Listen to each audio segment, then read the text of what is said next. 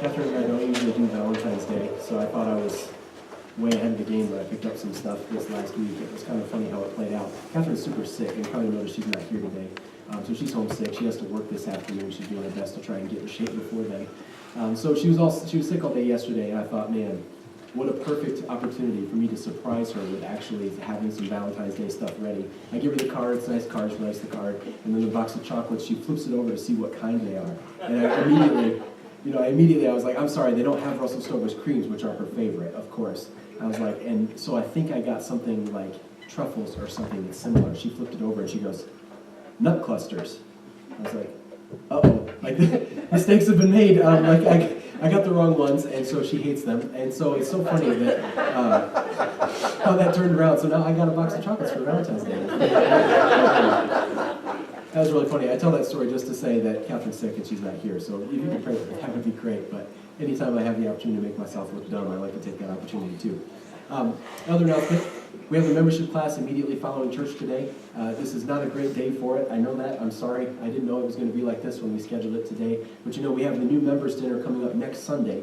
So it's kind of our last opportunity to do it and get it in so that you can be on the previous year's new members and be celebrated on Sunday. So if you're interested in membership, come to the membership class after. Coming to the class is not a commitment to become a member.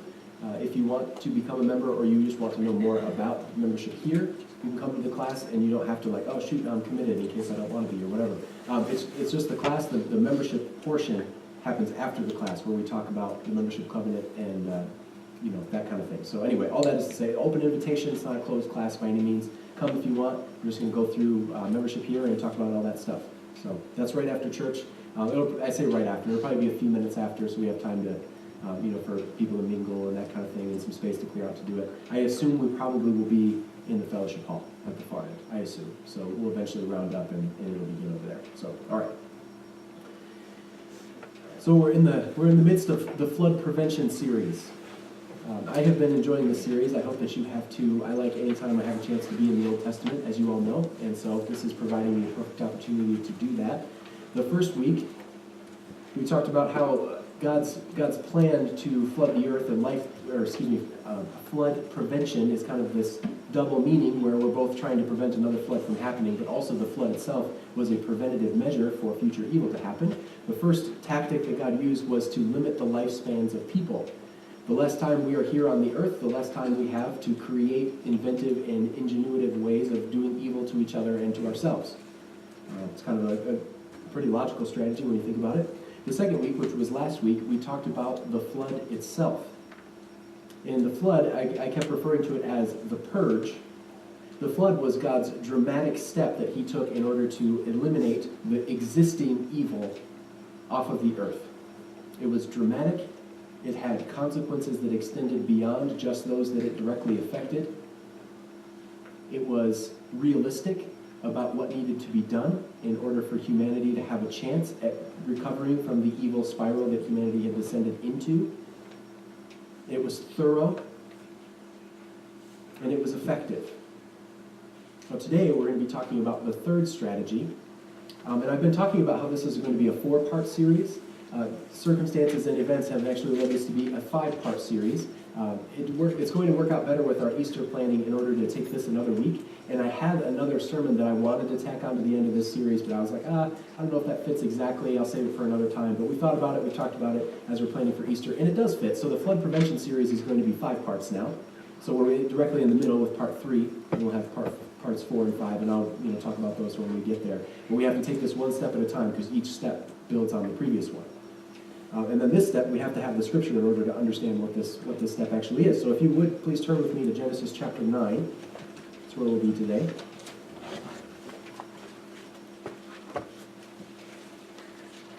So the situation we find ourselves in, extreme measures have been taken. God was realistic about how the evil on the earth was affecting people.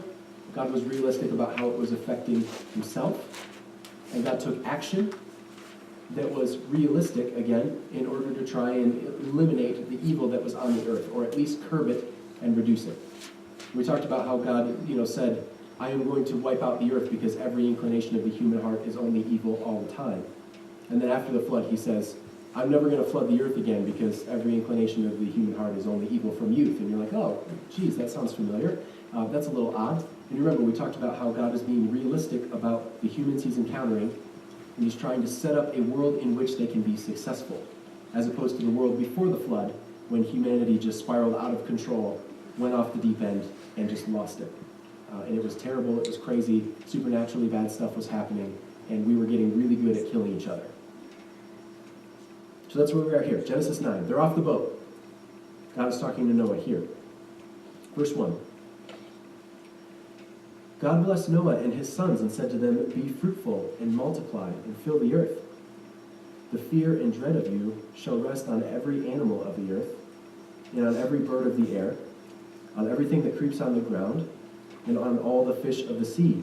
Into your hand they are delivered. Every moving thing that lives shall be food for you, and just as I gave you the green plants, I give you everything. Only you shall not eat flesh with its life, that is its blood. For your own lifeblood, I will surely require a reckoning. From every animal I will require it, and from human beings, each one for the blood of another. I will require a reckoning for human life. Whoever sheds the blood of a human, by a human shall that person's blood be shed. For in his own image God made humankind. And you, be fruitful and multiply, abound on the earth, and multiply in it.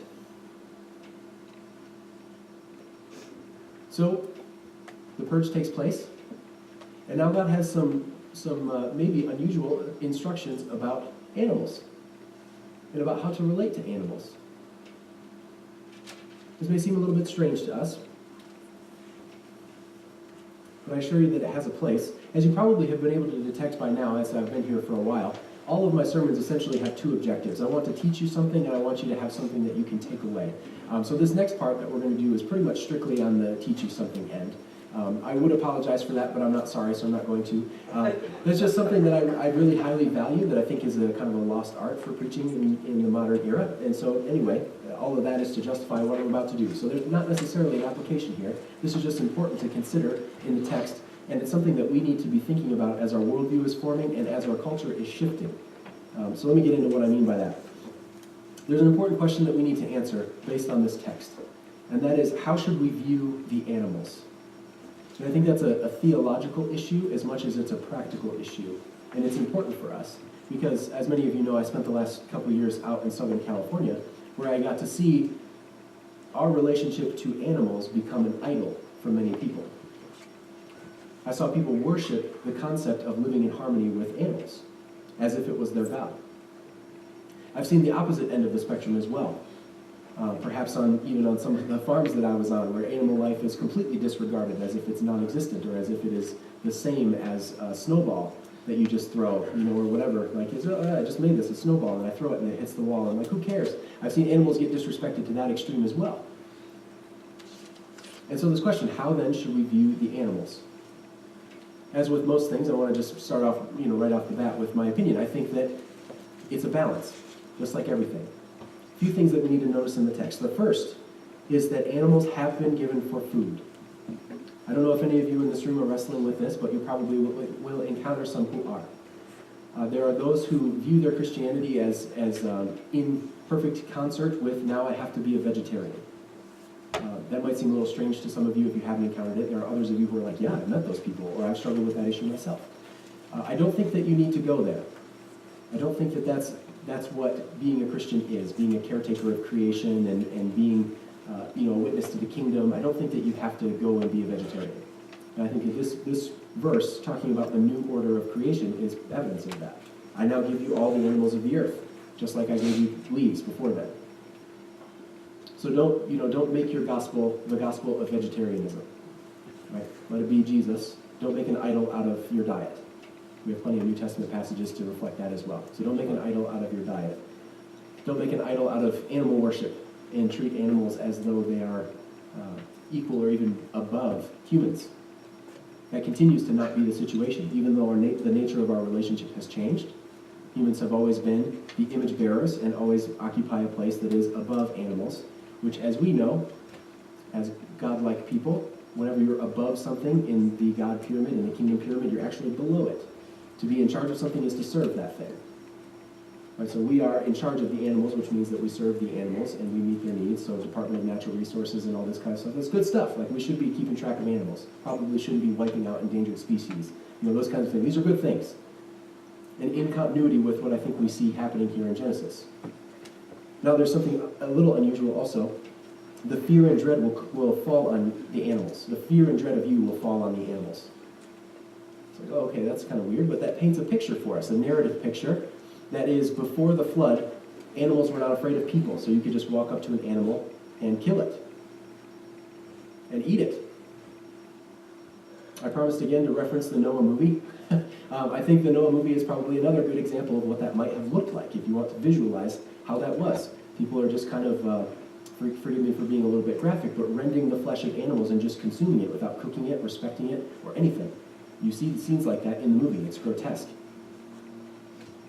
So now there's fear and dread between humans and animals. You can't just walk over to that thing and kill it. And some of you are like, yeah, but domesticated cows. And I'm like, yeah, but, that's another thing. And that is, that other thing, now that you can't just walk over to any animal, kill it, and eat it, there are some animals that you can do that with, but that you shouldn't do that to the entirety of their flock with.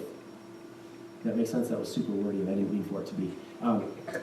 We till the land by the sweat of our brow, but now there's this new way of getting food that requires no sweat at all. I just walk over to an animal effortlessly and pluck it like fruit from a tree. Now there's a new method. The new method is you either have to go out and hunt the animal because it's going to try and evade you, or you can domesticate it, and it takes just as much sweat to do that as it would to till the ground. Once again, promoting, like we talked about, I think it was the first week, promoting this kind of, if you are going to sin against creation, creation is not going to yield its fruit to you so easily kind of system that God set up.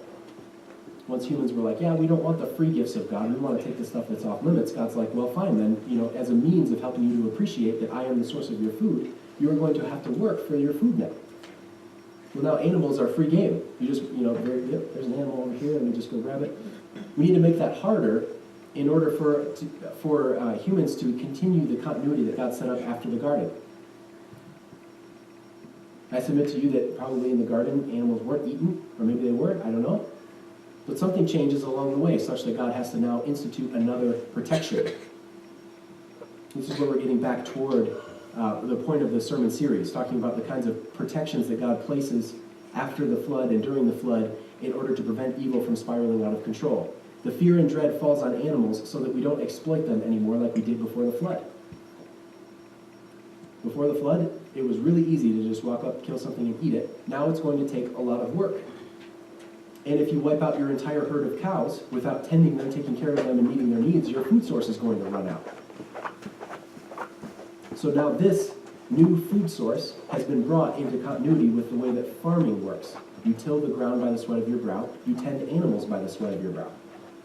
There are no freebies, because freebies lead to selfishness and exploitation.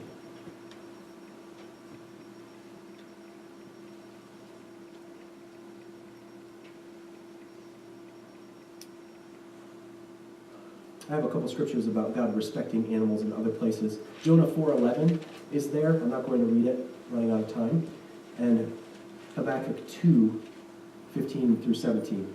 Stories about how God says, should I destroy the city? No, there's a bunch of animals there. You just see a picture of God respecting the animals similarly to how God respects human life. Don't have time for that, but those are there if you want to put those in your notes.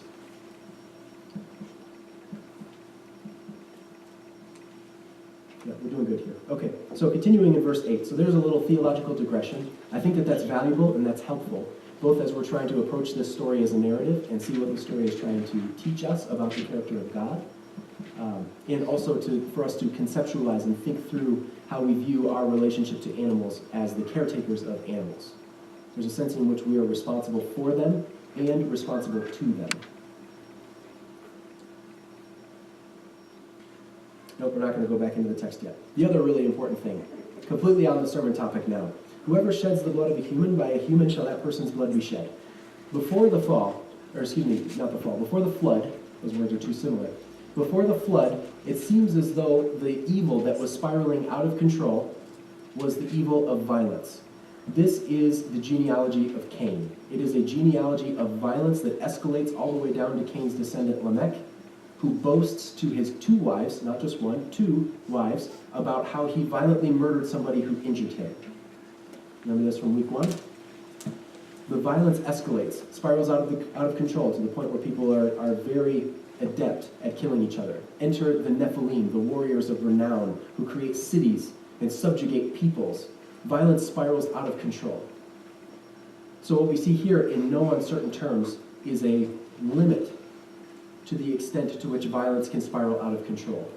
Not, as some would read it, an increase in the violence that is permissible. Let me explain.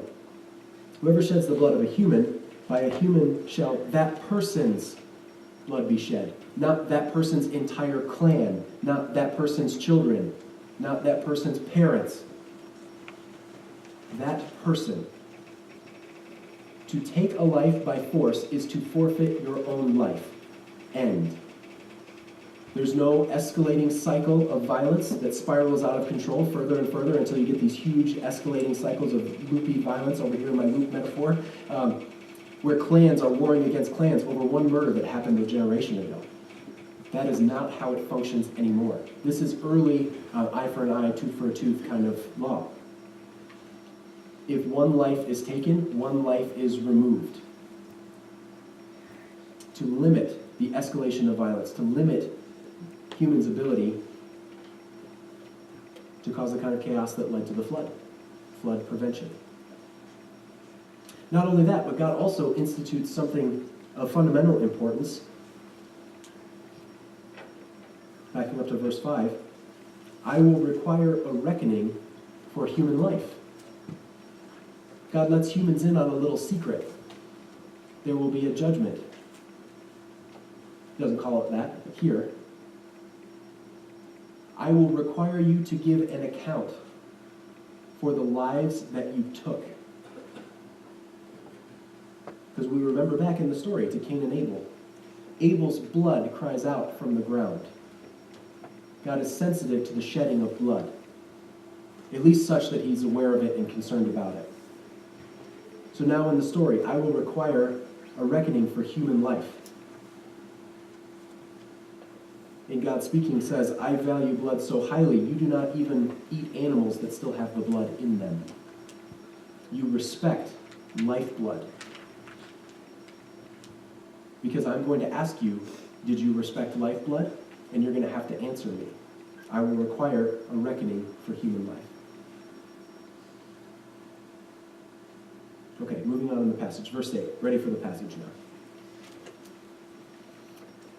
Then God said to Noah and to his sons with him, As for me, I am establishing my covenant with you and your descendants after you, and with every living creature that is with you, the birds, the domestic animals, and every animal of the earth with you, as many as came out of the ark.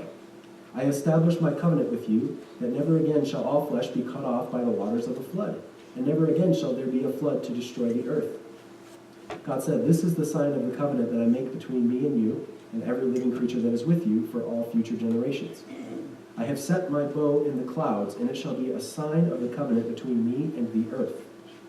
When I bring clouds over the earth, and the bow is seen in the clouds, I will remember my covenant that is between me and you, and every living creature of all flesh, and the waters shall never again become a flood to destroy all flesh.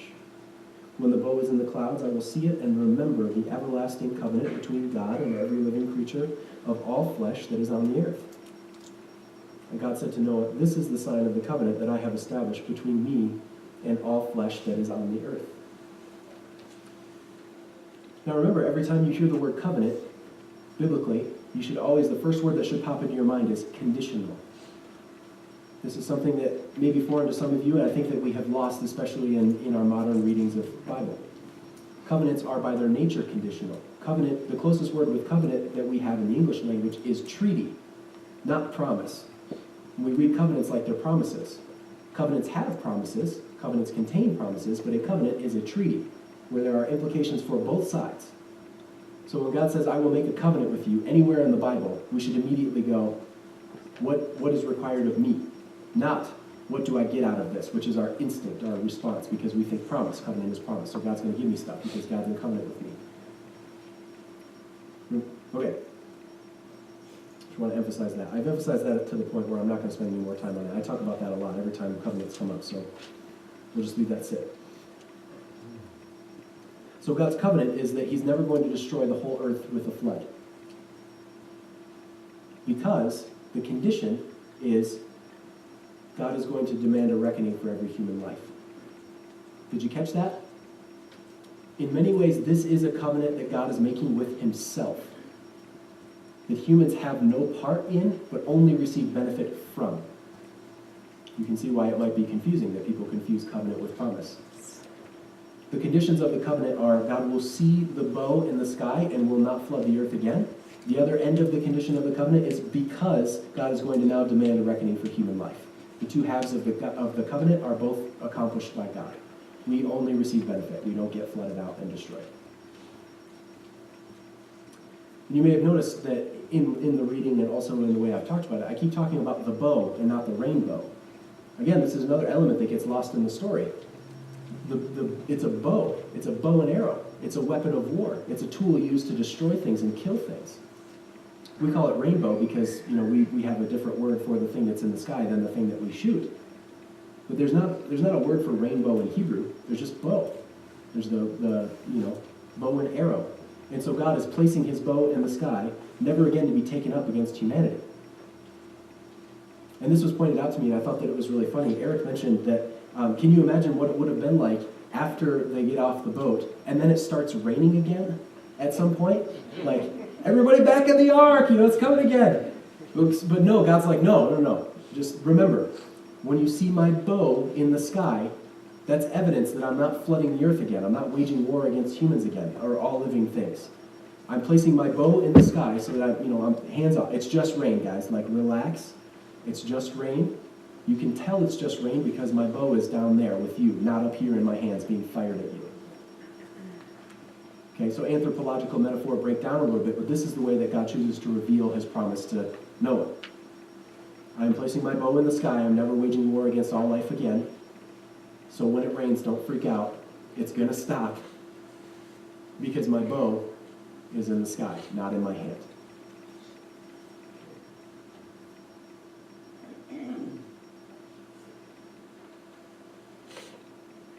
Actually, this was funny. I wrote a note about this too. Eric also was like, you remember last year was a terrible snow year.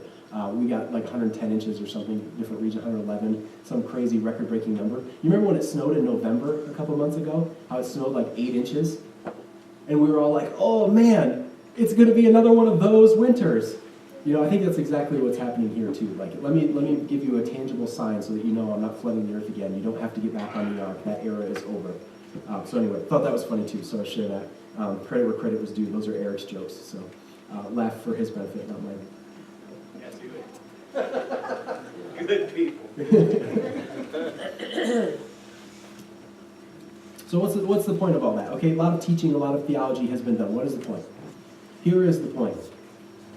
When you do the purge, when God did the purge, remember, we're trying to learn from God's example, apply it to our life, and see how we can do it.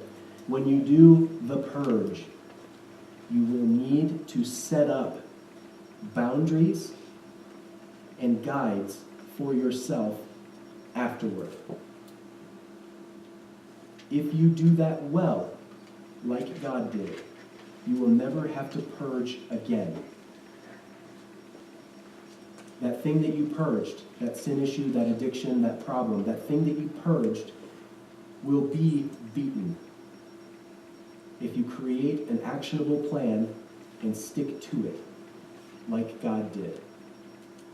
God said, I'm leaving my bow in the sky. I'm not going to wage war against humanity anymore. I am now instead going to demand a reckoning for every human life. That is an actionable plan that was effective to stop him from ever having to flood the earth again, to stop it from getting so out of control that he had to hit the reset button. You will need to do the exact same thing. You will need to create boundaries. You will need to set up some kind of covenant with yourself, if you want to use that language. You are going to have to create a system for yourself to succeed in, knowing that just purging is not enough. The example that I used last week, it's a little bit goofy, but it's safe, so I'm going to keep using it. I really struggled with language when I was growing up, before I was a Christian and all that. I kind of became aware at some point as I was growing up that maybe you shouldn't, swear so much, or maybe at all. And so I decided I'm going to purge this from my life. So I threw away all my CDs that had music on it with swear words. I stopped watching cable networks that had swearing in them and this kind of stuff. I did the purge. And afterward, I had to do something else also. I got some advice from some people I trusted and some people who knew about these kinds of things, and they said probably the only way you're going to be successful is using replacement words to start. You're just going to have to use replacement words until you get out of the habit of using words altogether, erase those words from your vocabulary, and then get to the point where you don't feel the urge to curse things all the time. You just talk like a normal human being and don't sound like such an idiot. And so replacement words, like that was the strategy that I chose. I was not 100% successful immediately after the purge.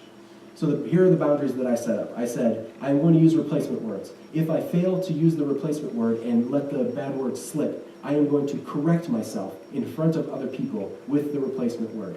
The word slips out, oh man, I meant, darn it. Like it slipped out, now I correct myself. This was the strategy.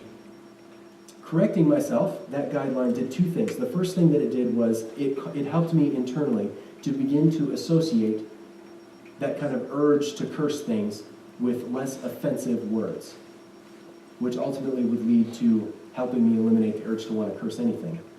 All right, that's a later part of the story. We're talking about the beginning. The second thing that it did, people saw what I was doing,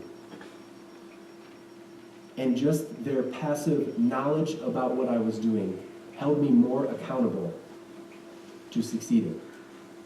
If no one knew what I was attempting, because I let it slip and I didn't correct myself, no one would ever be aware, and their passive knowledge would never hold me accountable, hold me to that higher standard to eliminate those words.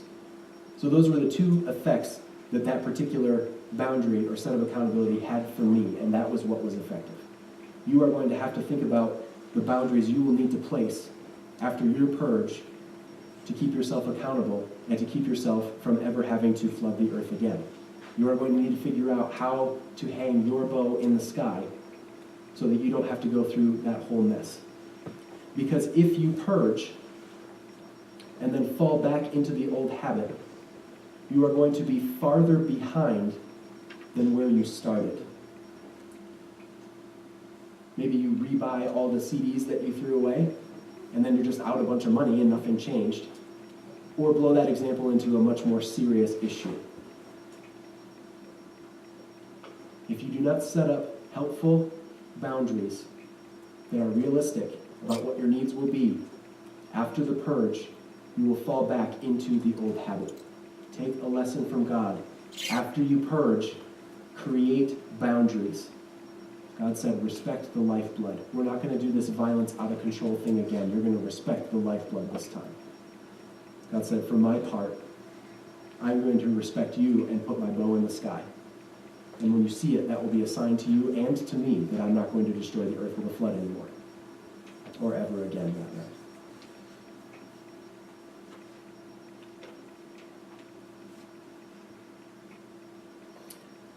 Heidi's going to come up and play. I challenged you pretty directly last week. I'm going to do that again this week. I know that not all of you have a purge. Many of you have your life, pretty well in order, to be frank. You have littler problems, littler things that you're struggling with, not big, all-encompassing addictions.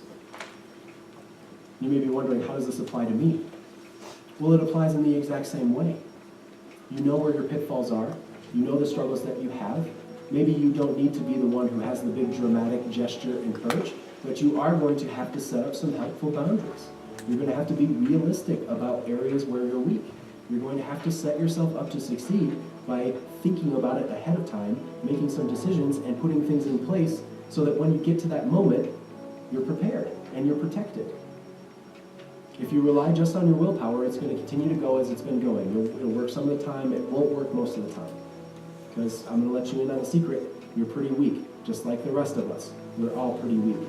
You have to think about it ahead of time and come up with strategies to prevent yourself from falling into areas that you know you are weak. You keep falling because you are weak, not because, it's not magic or mysterious. We are weak and we have weaknesses. We need to set ourselves up to succeed by thinking about it ahead of time and creating protections for ourselves. And we'll get a chance to talk a lot more about what that means next week. So let me pray to close. God, show us those areas. And I pray that you would convict the heart in this congregation that says, this message doesn't apply to me. I pray that you would draw something to each of our minds, that we might realize the barriers that are standing between us and you and us and our community. We ask that you would give us the strategy, but also the strength to be able to purge those things from our lives, whether big or small. We pray that you would call to mind that thing which we need to work on, and that you would also show us the way to escape it. We pray these things in Jesus' name. Amen.